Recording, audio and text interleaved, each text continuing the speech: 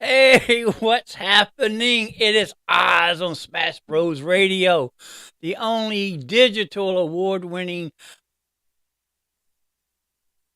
radio station in Birmingham, Alabama. Live radio is hell, folks. Hey, what's happening? If you have not done so, please like, follow, share, and subscribe to Smash Bros. Radio. You can find us on TikTok. You can find us on Instagram, Facebook, as well as YouTube. As myself, Oz, your Dutch uncle. You can find me on Instagram, Twitter, YouTube, Facebook, as well as Instagram. So appreciate everyone stopping in today. It's Monday, close to the end of July, about the end of the year 2023. Shout out to Huffman High School. The Alumni Association had a fantastic week. Fantastic week. Had a lot of participation. All the activities were filled to capacity. Saturday, they had a picnic or a gathering where all the classes met. And to have watched the class gatherings grow to where it is now is it's just fantastic. Shout out to Brandy Walker and the officers of the Huffman High Alumni Association TM. You did a fantastic job. Shout out to all the classes of Huffman that participated. For those classes that were not able to participate, please try to be diligent in joining the association, because that's how you get your recognition to the school, giving back to the school. That's where you relive your memories, and seeing the former students get together to have been blessed to have witnessed the growth of my kids is unbelievable. I can't even describe the feelings that is provoked, that is created. So, shout out to Huffman High School. Well, I think classes of 90 all the way to 2015, I think, because what is this? Is 2023. So you had classes from 90 all the way to 2000. So to my classes that I taught, class 2001 to 2013 people, y'all are awesome. Y'all are, unbelievably, perpetually blessed and successful. I am extremely proud of you. Y'all showed out. There wasn't any incidents. There wasn't any There wasn't any wrestling going on during the gathering. As usual, you had class, you have camaraderie, you had the togetherness, you had the love, you had the compassion for each other, as well as for your alma mater. So, shout out to you, because you set the example for the other schools. And for those of you who do not know, Huffman High School is in the suburbs, but it is still part of Birmingham City Schools, which is an urban school system. And so when I arrived there in 2000, what is it, 2000?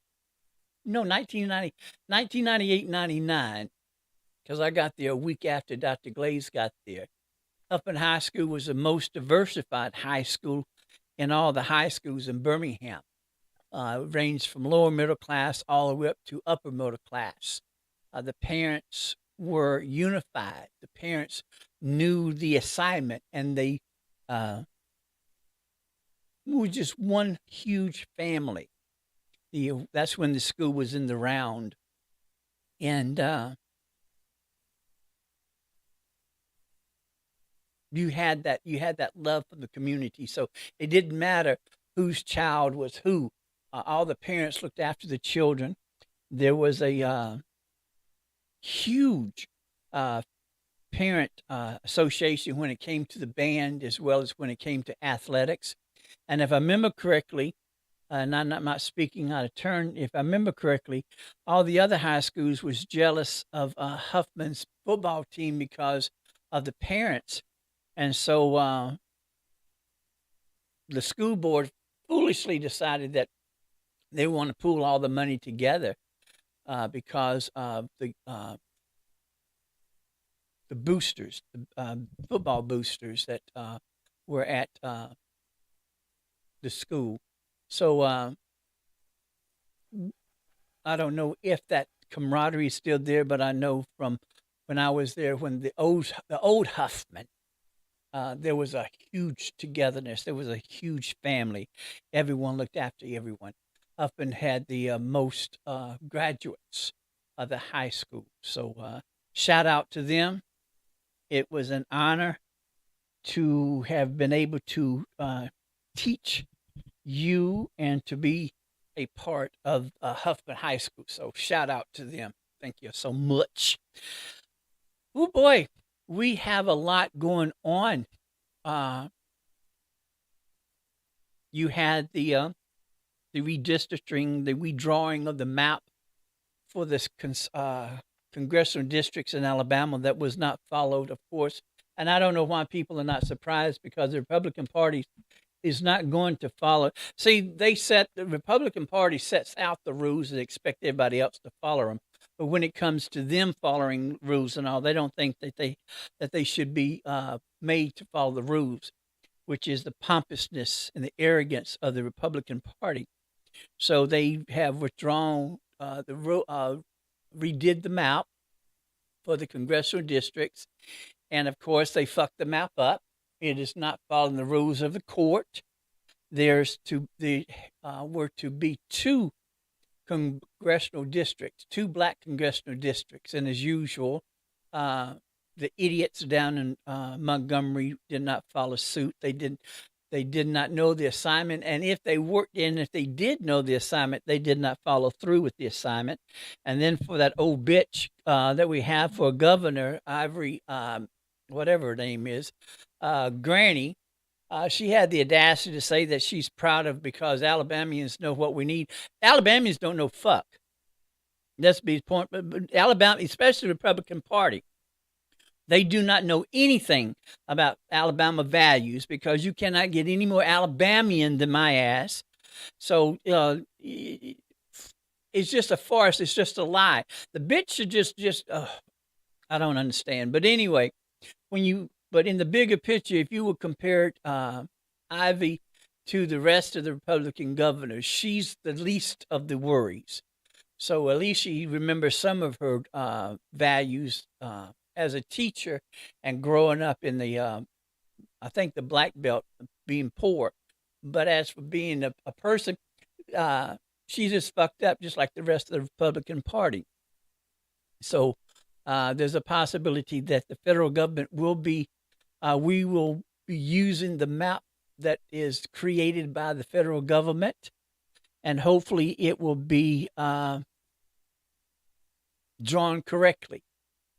Now that's going to mess up the rest of the white folks in Alabama, and I don't really care. The history of that, allegedly, keep in mind this is allegedly,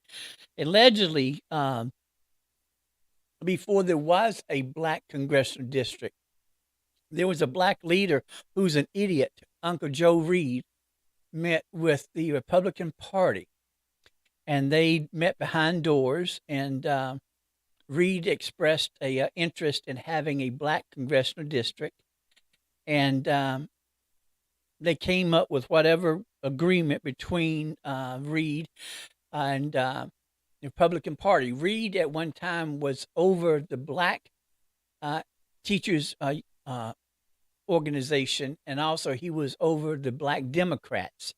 So that gives you pretty much of a picture of him. What he was, and initially he'd wind up being a crook and a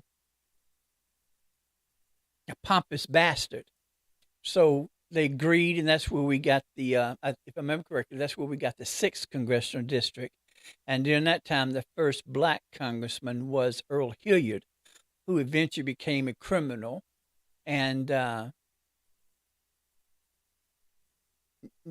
it is what it is. So now we have Terry Sewells, who is the Congress woman, congressman that represents the sixth district. So, but we have got to quit thinking that everything is going to be okay, because it is not going to be okay. When you see what is transpiring and what is happening in those states ruled by the Republican Party, we should take heed to that.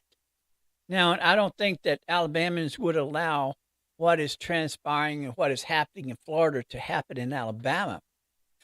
I don't think that we've gone that far right. As for Mississippi, as for Texas, as for Louisiana, oh boy, as for Georgia, we could be. We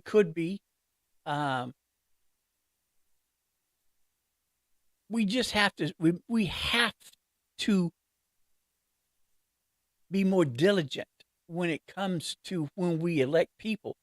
Those individuals who have always been Republicans should take a step back and look at their party, because their party is no longer their party.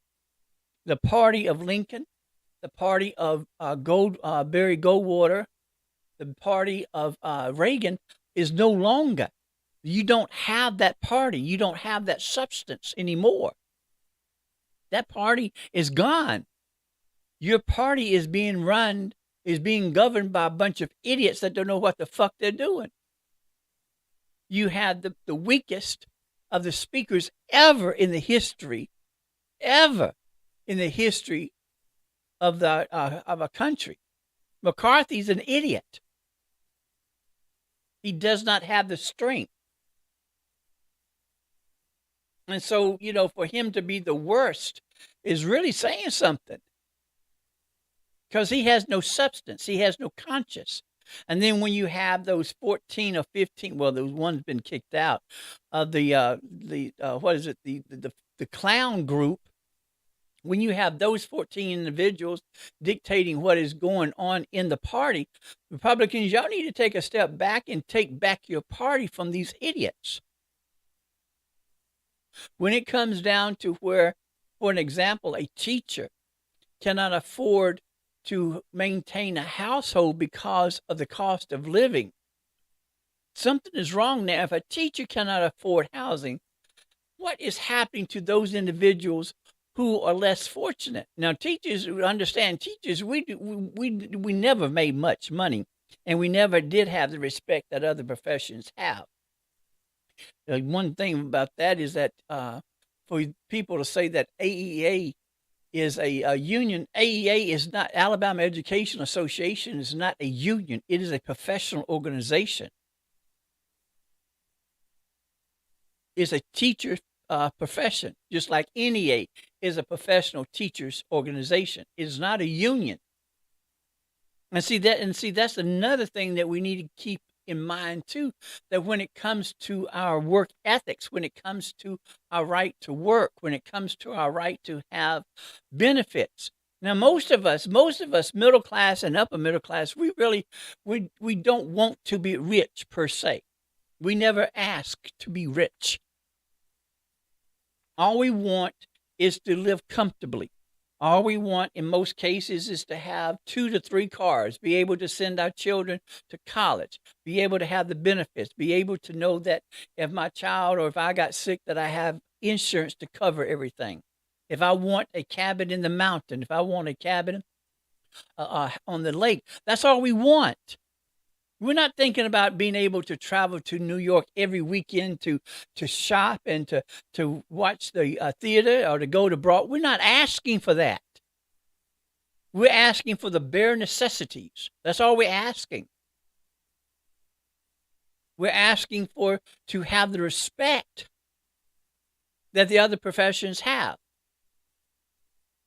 And for you to water down the curriculum, for you to want to change history, there's something wrong with that. Now, if you're not happy with the public school system, well, then you need to take your children to a parochial school or to a private school. And for you to use taxpayers' dollars to fund private schools or to fund parochial schools, that's a travesty. And then you have climate. See, everything is woven together as a tapestry. Everything is connected by a thread.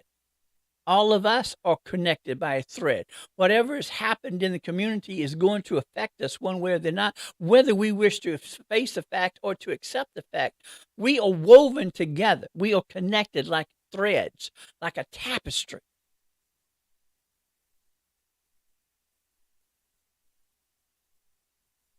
This 2024 election is extremely important.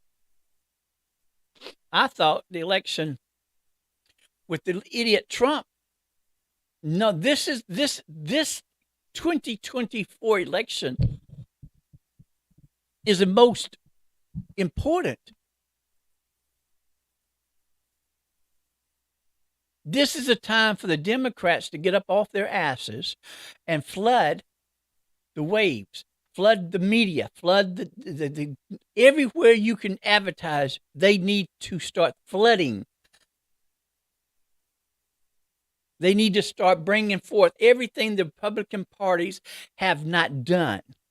And then also mention things that they have done. They have not helped veterans out. They have not helped the elderly out. They have not helped the children. And then for you to say that you wish to abolish the Department of Education, are you loony? Because, see, the Republican Party, they do not want an educated constituency. They do not want an educated citizenry. They don't want us to be educated. Because if you're educated, that means that you're going to have the opportunity to think for yourself, or the power to think for yourself, and not rely on people lying to you. Because you're going to know what's best for you and your family.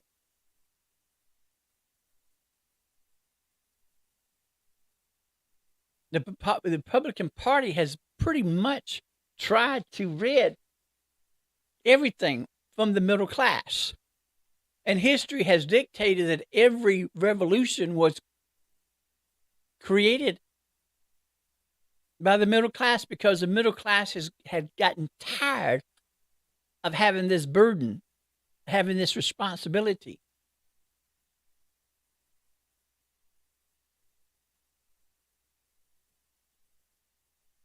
So, see, middle class, we're not asking for anything. We don't want to be rich per se. We're taxed enough that you need to tax the corporations, and you need to tax that 10% or that 1% that do not pay taxes. And you can say that you're rich all you want to, but if you are, if you rely on health benefits, you're not rich. If you have a mortgage, you're not rich. If you can't take your child to get an abortion overseas, you're not rich.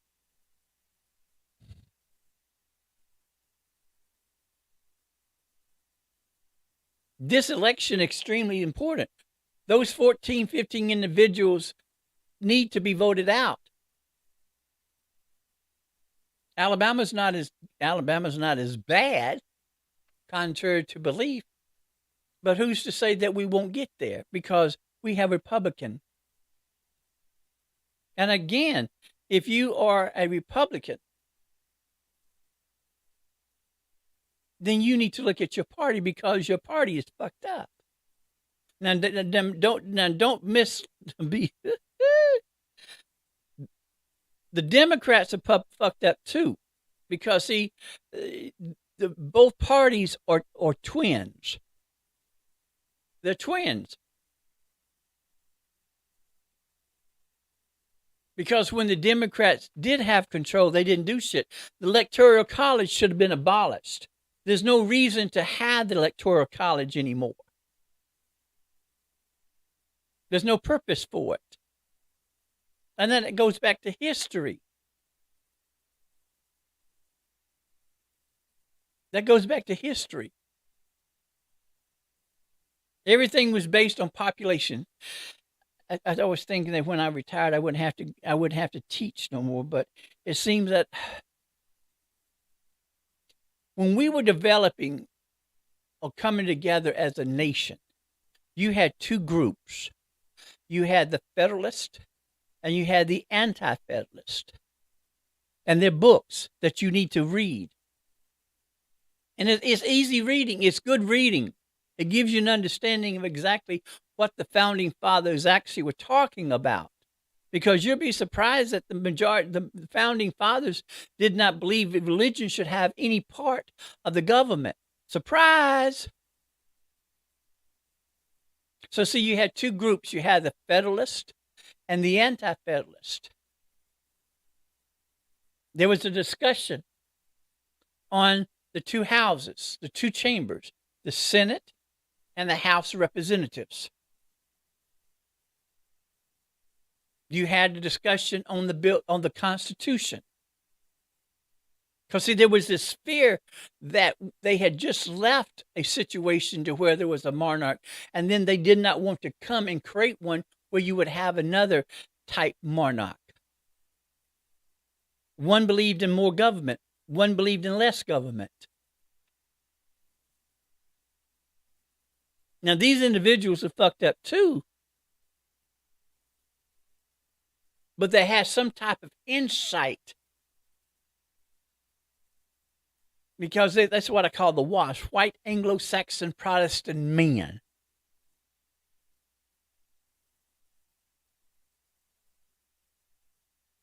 So you need to find out the purpose of the Federalist Party. What did they believe in? The purpose of the Anti-Federalist Party. What did they believe in? So they came together with these compromises. They came together so that way what framed the Constitution. You have the Bill of Rights. There's 10 amendments. Those 10 amendments are called the Bill of Rights. And that's where everybody gets confused with those 10 amendments, because the interpretation is not what the founding fathers initially had. Now, from those 10 amendments were added other amendments. And believe it or not, if you have not read the federal Constitution, the Constitution can be read in one reading, one sitting. It's very small.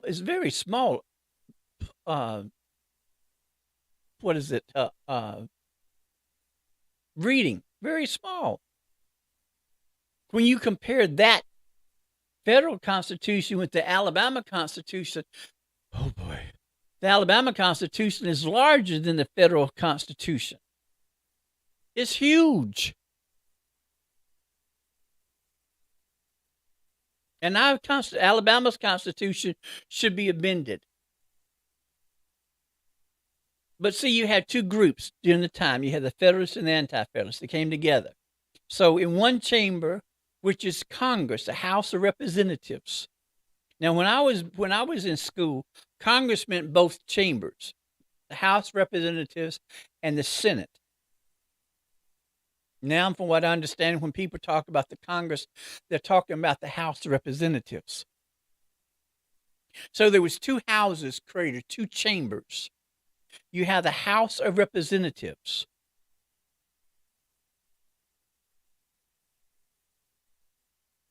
And those numbers from the state is based upon population.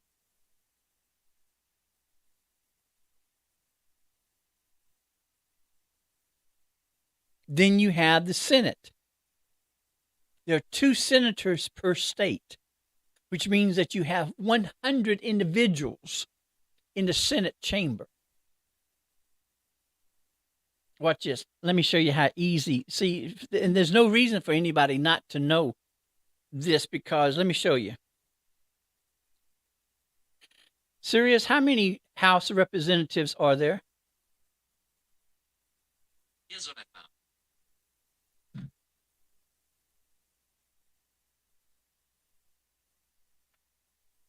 House of Representatives. Very easy. And plus, too, you have to know how to ask. House of Representatives. States are represented in the House of Representatives in a approximate proportion to the populations, with every state guaranteed at least one seat.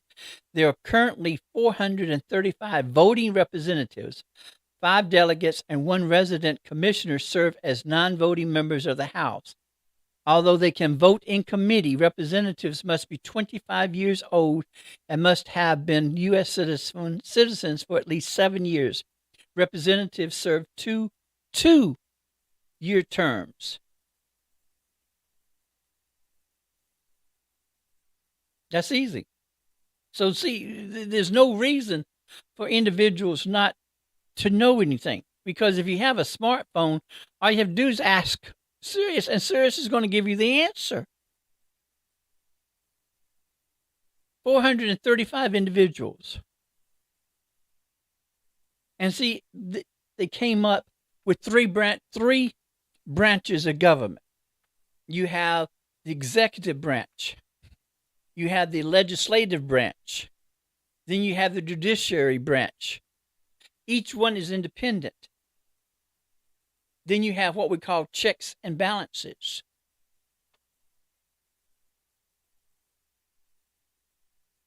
But see, there's the new Republican Party is trying to muddy the lines between the three branches. And they pretty much have done that.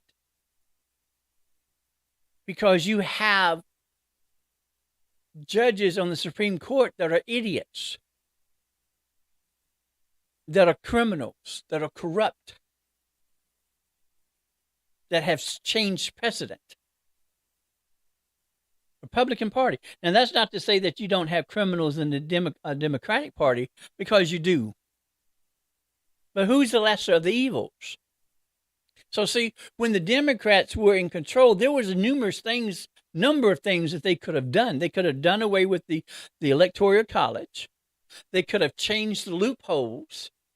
Because really, if you look at the bigger picture, when it came down to finances and taxes, Trump technically didn't do anything illegal. He followed the rules because he knew the loopholes. Morally, he doesn't have any morals. He's morally corrupt.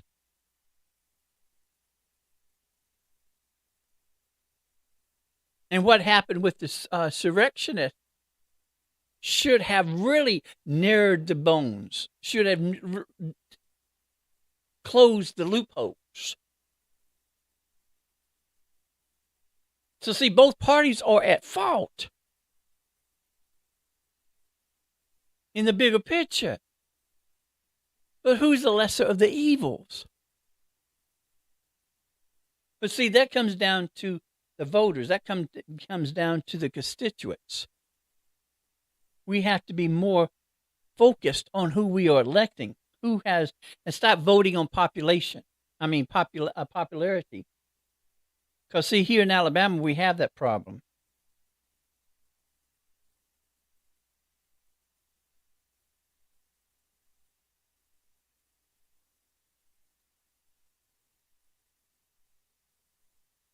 We have that problem. We vote on popularity.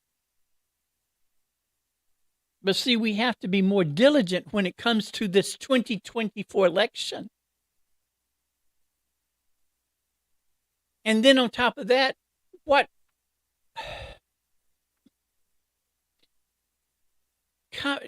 do we no longer have common sense?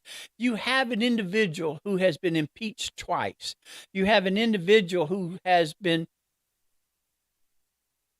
suspected, alleged that he's given secrets and documents to the enemies.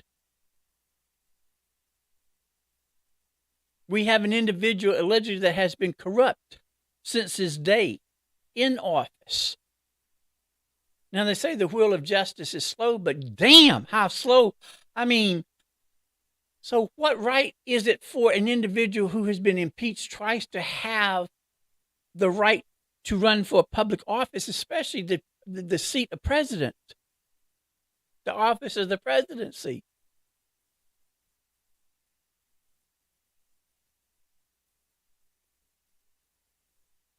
This 2024 election is extremely important, especially to the middle class. See, the only thing that separates the race, the cultures, or social economics. Because I keep on, and I want you, to, and, you know, because I've been brainwashed too. There's only one race, and that's the human race. Now, in that race, you have different cultures. So the only thing that separates the cultures is social economics. Because those of us who are middle class, those of us who are upper middle class, we have that same mentality. Same way with the poor, same way with the less fortunate, same way with the rich. That's the only thing that separates us.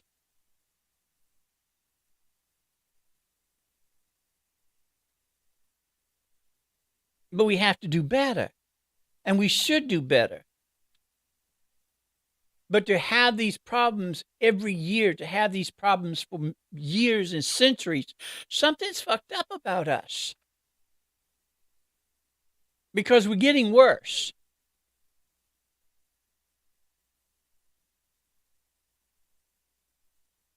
We have to maintain.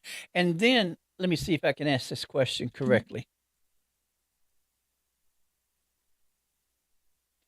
Serious, how many people are running for the Democratic nomination for president? I found this on the web.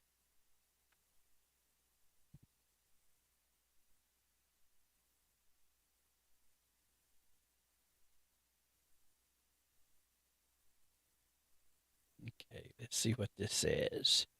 Ballotpedia. Democratic presidential nomination 2024. This comes from Ballotpedia. Ballotpedia.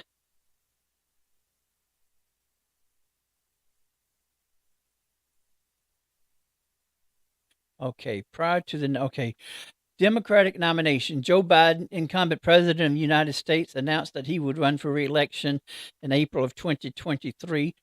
Robert F. Kennedy is a lawyer and author, announced his candidacy. Marianne Williamson, presidential candidate and author. Now, see, they don't even mention the professor down here. Okay, let's go back.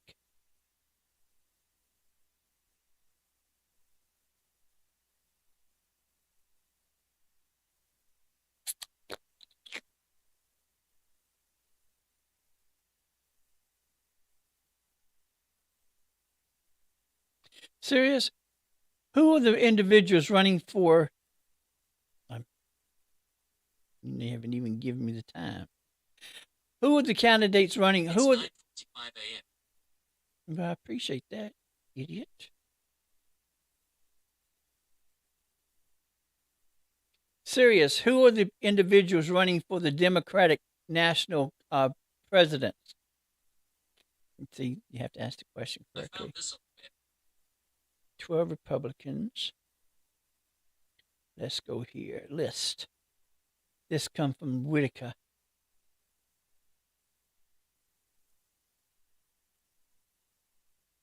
Candidates. Okay, again, Joe Biden. No.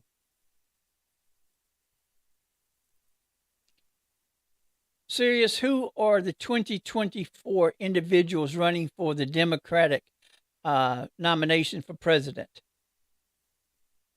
Here's what I found. Meet the candidates.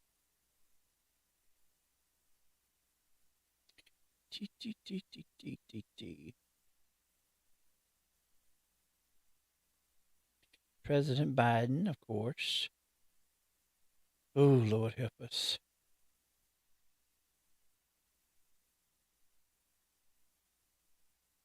That didn't help much. Ballotpedia, I think that's what we went to before, which listed 3: Kennedy, Biden, and Williamson.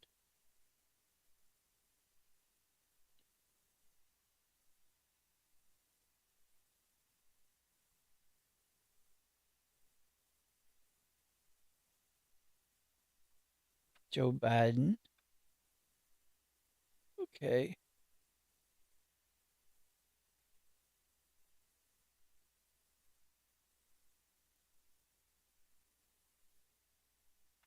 Joe Biden again. We knew that Joe Biden, Marianne Williamson, Robert Kennedy. Those are the three so far. But I thought that Professor West was also running too. So you have three from what they say. I thought there was more than that. But we cannot get into the situation that we were when Trump ran against Hillary, because it was because of Bernie Sanders people who did not vote that allowed Trump to get voted in. And we can't allow that anymore. I mean, we cannot get to the point because your candidate was not chosen that you're not going to vote, because you are at fault.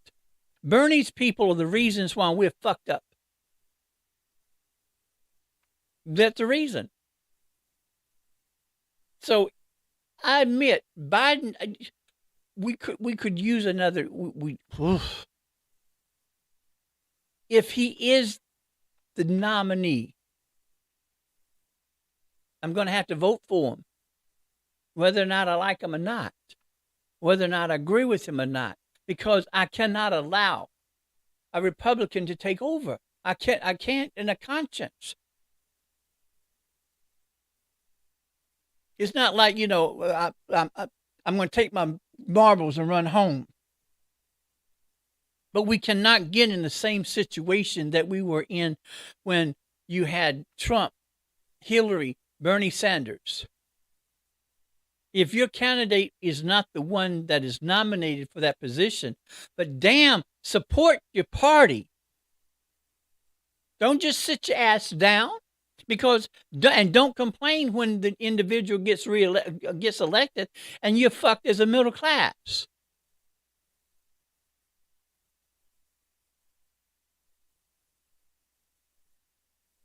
"2024 is going to be something else."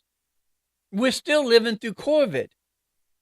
Believe it or not, we're still dealing with that bullshit. But whoever the Democratic candidate is, I have to vote for him, because I cannot vote for Republicans, because the again, as I stated before, the party of Lincoln, the party of Barry Goldwater, the party of Reagan is no longer. That party no longer exists. So if you are a Republican, you have to surely acknowledge that your party is no longer that party anymore. You have a circus.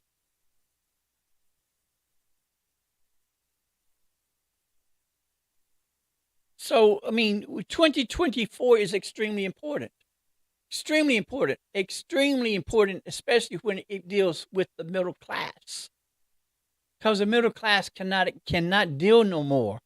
We cannot accept anymore. We cannot handle anymore. Got to stay focused, folks. We cannot allow confusion. We cannot allow any type of distractions to come. We know the assignment. Are we going to fulfill the assignment correctly? Long time ago, I didn't vote for the party. I voted for the individuals. But this go around, it's straight Democrat. Straight Democrat.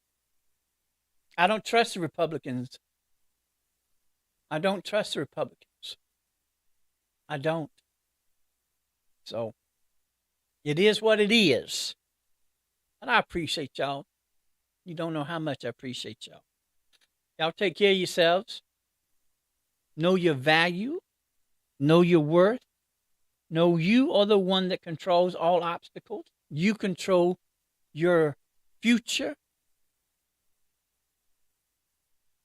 And most importantly, know that I love you more than I love my luggage. I will see y'all probably Wednesday. Y'all take care of yourselves. Love you. The live stream on the show.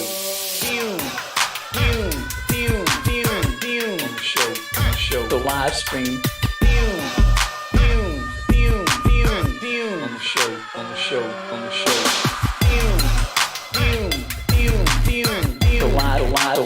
The live stream.